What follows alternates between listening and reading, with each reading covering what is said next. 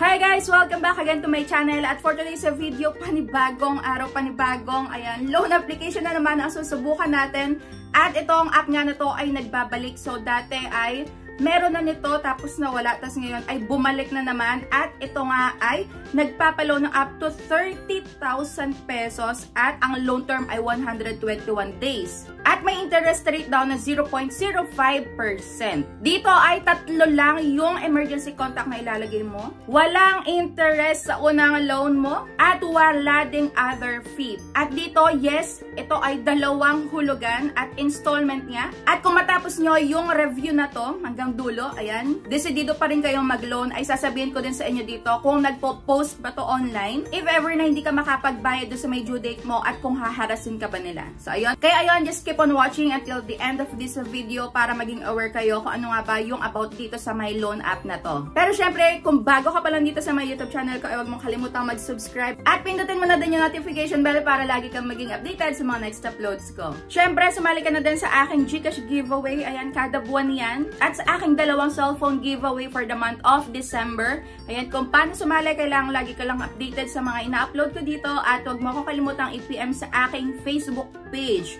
Yan, ganyan lang kasimple. Baka ikaw na yung manalo dito sa aking cellphone giveaway. Kaya ayan, sumali na kayo. At going back nga, itong loan app na to na sinasabi ko sa inyo, ayan, na nagbabalik. Ito ay ang Halika Cash. So, itong loan review na to ay mabilisan lang ulit. Papakita ko sa inyo kung ito ba ay talagang worth it agad, maaasahan ba, or ayan, sayang lang ulit yung oras nyo sa may pag-a-apply. Kaya ayun, okay na okay lang sa akin kahit na yung SIM ko ay punong-puno na ng mga loan offers. Ayan, para lang ma-review ko agad sa inyo, masabi ko kung talagang maaasahan ba to sa pag-a-apply ng loan or hindi. Kaya ayan, ako muna magta-try para sa inyo, para hindi na kayo mag-install if ever na hindi nga to mapagkakatiwalaan or maaasahan. Kaya dito sa kanilang homepage, ayan, 30K daw. At ito, mabilis lang talaga din yung proseso. Kaso nga lang, napapansin ko sa may mga bagong loan app ay wala na silang yung ayan, selfie with your ID. So, wala nang ganito. Halos karamihan doon sa may mga previews na nagagawan ko ng review ay wala nang ganon. So, ayun, nakakapagtaka lang din. Pare-pareha silang walang ganon, selfie with ID. Kayo, napapansin nyo din ba yun? Yan, comment nyo na dyan sa may comment section. Dito nga ay talagang legit tatlo lang yung hihingin sa'yo na contact references. At dito nakakatawa doon sa may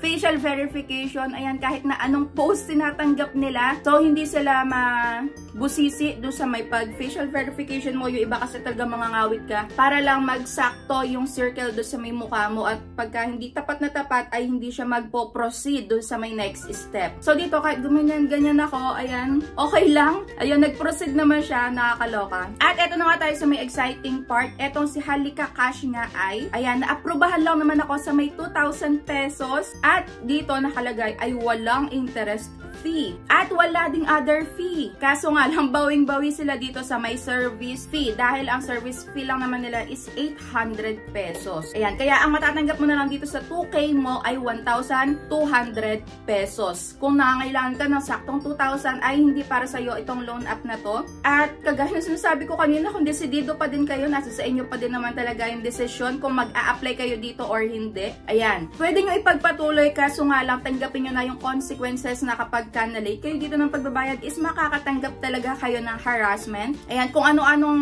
masasakit na salita ang maaari nyo matanggap pagka kayo ay na-late ng pagbabayad. At maaari nga din kayo ma-post sa my Facebook or sa kahit na anong social media. Pero nag-search na nga ako online. So dito is wala naman ako nakita na na-i-post. Kaso nga lang is legit to na nangaharas. At dito sa may payment plans nila, nakalagay ay dalawang pagbabayad or installment siya ng 2 beses. Pero ang totoo nga is on or before 7 days kailangan ay mabayaran mo na itong pinaka halos kabuuan ng iniloan mo sa kanila, which is 1,980.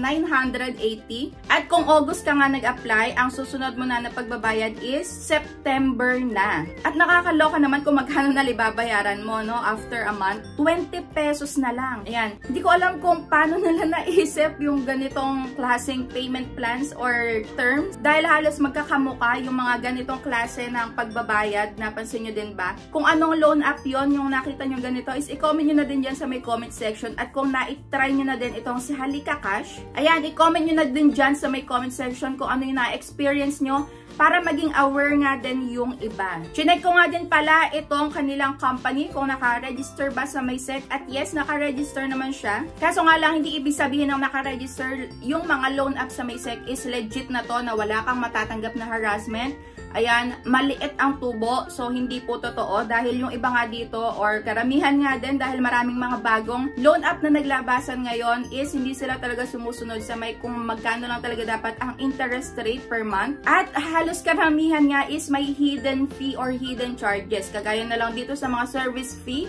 Ayan, hindi natin alam bakit sobrang laki. At good thing na lang dito is merong account cancellation kung ayaw nyo mang ipagpatuloy yung iniloloan nyo. Ayan, pero kapag na-confirm mo na-accept mo na yung loan mo, ay hindi mo na to pwedeng ma-cancel. Kasi nga is kailangan bayaran mo na yung amount na yun na natanggap mo plus yung interest pa. Or yung kung magkano yung nakalagay dito sa may loan details mo. Kailangan mabayaran mo na yun kasi nga ay na-accept mo. Pero kung kagaya ko naman na hindi na ipinagpatuloy yung paglo-loan, hindi ko tinanggap, hindi ko kinonfirm, ay pwede ko pang ma-cancel yung account ko. Pero dito ay hindi naman ako talagang 100% naniniwala na makakancel na yung account or mabubura na yung details natin sa kanila. Dahil dito, pagka pindot ko nga ng account cancellation, then napunta ulit ako dun sa may maglalagay ng number. Tapos, pagka-input ko ng number ko is andun pa din yung pinaka mga details na inilagay ko. So, yun lang yung nakakaloka dito. Kaya, ayun. At isa pang napansin ko dito sa may loan app na to, dun sa kanilang work information, meron ditong, ayan, may words sila dito na halos magkakamukha din dun sa may mga nakaraan kong na-review na. Dito sa may working experience,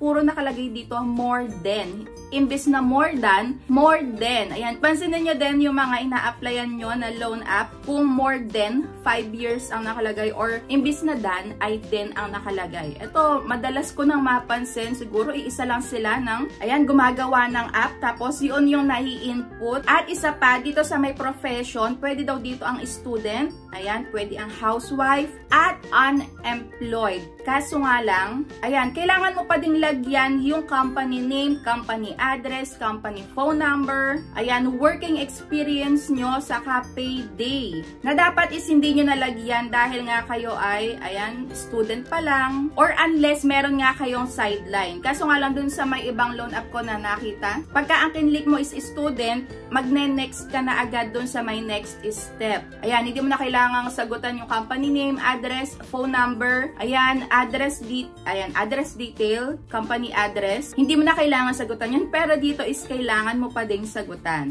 At ay nag-search na nga ako online at eto nga yung mga nakita ko. So eto nga, si Halika Cash ay sinearch ko nga ulit sa my app store at wala na naman siya. Kaso nga lang, still naka-install pa din to sa may app, sa may cellphone ko. At dito sabi nga nung isa ay hindi pa due date ay naniningil na agad. Tapos 500 plus ang lagpas sa due. Grabe, hindi makatao. Ayan, 500 pesos daw ang pinaka-penalty ang ibig niya dito sabihin. At eto nga yung sample na text message galing sa may Halika Cash. Grabe. Eto ay nagbabanta nga din pala na ipopost ka sa my Facebook. Grabe naman to, oh. Napaka siguro walang maisip na itong agent na to at walang puso dahil ang pangit-pangit ng mga isinesend nila doon sa may mga borrower para lang sila ay makakota at mapagbayad nila yung mga nangutang. So ito nga yung unfair debt collection na hindi nila talaga pinapractice yung magandang paniningil or nasa maayos na paniningil. At sa una, ito pa lang yung mga isasend nila sa inyo. Ayan, mga reminder pa lang. At sa susunod nga ay kung ano-ano na yung mga sasabihin sa iyo ng mga agents. Kaya kung ikaw ay mahina ang loob mo na mangutang sa mga ganitong klaseng loan app, ay wag mo na talagang subukan. Dahil marami pang nga dyan na talagang legit na magpautang kagaya ng ayan sa GCash, meron doon G-Loan, G-Credit at G-Give. So ayan, pwede kang mangutang sa tatlo na yan sa GCash. At kung ikaw ay may Shopee, pwede kang mag-loan dyan sa may S-Paylater at S-Loan. At sa Lazada meron din. Pwede din diyang mangutang sa LazPaylater. So yun, mga gamit naman ang pwede mong bilhin dyan at utangin. Kaya yun, para sa akin is hindi recommended itong si Halika Cash. Kung nagbabalak kayo, makita nyo yung ads na to online, ay wag nyo nang subukan. Kung sinubukan nyo, in-accept nyo yung loan details na yan, yung loan nyo, nasa sa inyo na talaga yan. So wag na lang kayo magpo-post or magrarant sa may Facebook na ang laki-laki ng makakaltas dahil nakita naman po po yan bago i-disburse sa inyong account. So that's it for today's video. Ayan, panibagong hindi na naman mapagkakatiwalaan na loan app ang nakita natin. Kaya, ayan, wag agad-agad kayong nag-a-accept ng loan details or ng loan offers, I mean. So yan lang, thank you for watching.